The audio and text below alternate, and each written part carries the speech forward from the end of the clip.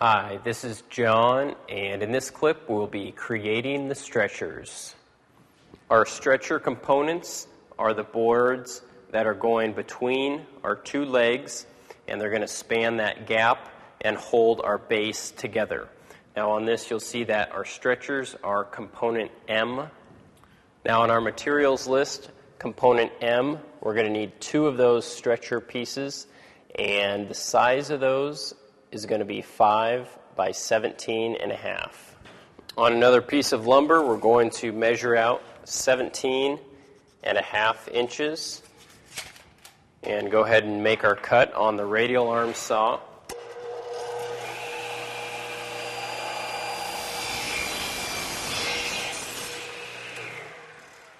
And continue with the same procedure for our second piece.